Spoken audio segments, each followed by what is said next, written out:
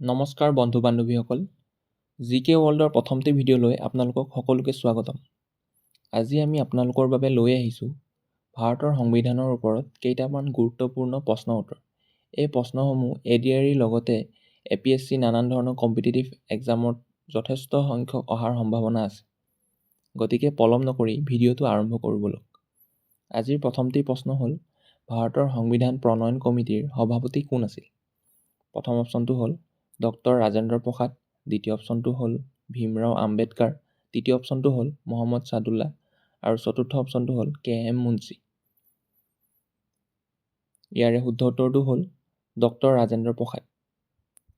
দ্বিতীয় প্ৰশ্নটো হ'ল, ভাৰতৰ সংসদত কেইটা সদন আছে? প্ৰথম অপশ্যনটো হ'ল 3টা, দ্বিতীয় অপশ্যনটো হ'ল 2টা, তৃতীয় অপশ্যনটো হ'ল 5টা আৰু চতুৰ্থ অপশ্যনটো হ'ল 4টা। ইয়াৰে শুদ্ধ উত্তৰটো হ'ল 2টা। তৃতীয় প্ৰশ্নটো হ'ল, ভাৰতত গণ পৰিষদ কেতিয়া গঠন হৈছিল? ইয়াৰে প্ৰথম অপশ্যনটো হ'ল 1946 চনৰ 9 ডিচেম্বৰ তাৰিখে, দ্বিতীয় অপশ্যনটো হ'ল 1949 চনৰ 20 জুন তাৰিখে, তৃতীয় অপশ্যনটো হ'ল 1945 চনৰ 10 জুলাই তাৰিখে, চতুৰ্থ অপশ্যনটো হ'ল 1947 চনৰ 15 আগষ্ট তাৰিখে।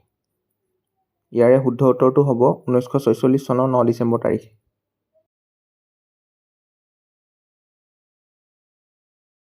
চতুৰ্থ প্ৰশ্নটো হ'ল, ভাৰতৰ সংবিধানত স্বীকৃত আঞ্চলিক ভাষা কেইটা?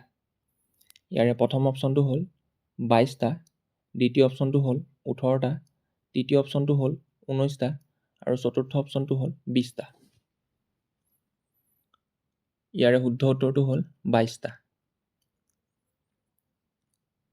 5 নম্বৰ প্ৰশ্নটো হ'ল, ভাৰতৰ ৰাষ্ট্ৰপতিৰ কাৰ্যকাল কিমান বছৰ?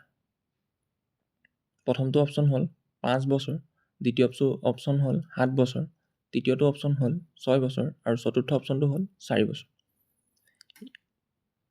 ইয়াৰে শুদ্ধ উত্তৰটো হ'ল 5 বছৰ। 6 নম্বৰ প্ৰশ্নটো হ'ল, ৰাজ্যসভাৰ সদস্য কিমান? প্ৰথম অপশ্যনটি হ'ল 250 জন, দ্বিতীয় অপশ্যনটি হ'ল 260 জন, তৃতীয় অপশ্যনটি হ'ল 425 জন আৰু চতুৰ্থ অপশ্যনটো হ'ল 545 জন। ইয়াৰে শুদ্ধ উত্তৰটো হ'ব 260 জন। আজিৰ 7 নম্বৰ প্ৰশ্নটো হ'ল, ৰাজ্যসভাৰ সদস্যসকলৰ কাৰ্যকাল কিমান বছৰ? প্ৰথমটো অপশ্যন হ'ল 6 বছৰ, দ্বিতীয় অপশ্যনটো হ'ল 5 বছৰ, তৃতীয় অপশ্যনটো হ'ল 7 বছৰ আৰু চতুৰ্থ অপশ্যনটো হ'ল 10 বছৰ। ইয়াৰে শুদ্ধ উত্তৰটো হ'ল 6 বছৰ। 8 নম্বৰ কুৱেশ্যনটো হ'ল, ভাৰতৰ লোকসভাৰ সদস্যৰ সংখ্যা কিমান? ইয়াৰে প্ৰথমটো অপশ্যন হ'ল 545 জন, দ্বিতীয়টো অপশ্যন হ'ল 538 জন, তৃতীয়টো অপশ্যন হ'ল 250 জন আৰু চতুৰ্থ অপশ্যনটো হ'ল 238 জন। ইয়াৰে শুদ্ধ উত্তৰটো হ'ল 545 জন। 9 নম্বৰ প্ৰশ্নটো হ'ল, প্ৰধানমন্ত্ৰীক কোনে নিযুক্তি দিয়ে?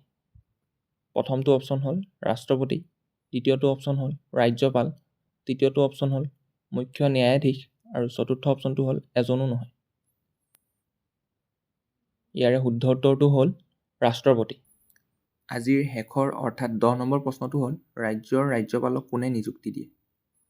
ইয়াৰে প্ৰথমটো অপশ্যন হ'ল প্ৰধানমন্ত্ৰী, দ্বিতীয়টো অপশ্যন হ'ল ৰাষ্ট্ৰপতি, তৃতীয়টো অপশ্যন হ'ল মন্ত্ৰী পৰিষদ আৰু চতুৰ্থ অপশ্যনটো হ'ল মুখ্যমন্ত্ৰী। ইয়াৰে শুদ্ধ উত্তৰটো হ'ব ৰাষ্ট্ৰপতি। গতিকে আজিলৈ ইমানেই বন্ধু বান্ধৱীসকল। যদি ভিডিঅ'টো চাই ভাল পাইছে, লাইক কৰিব, শ্বেয়াৰ কৰিব, কমেণ্ট কৰিব আৰু ছাবস্ক্ৰাইব কৰিবলৈ নাপাহৰিব।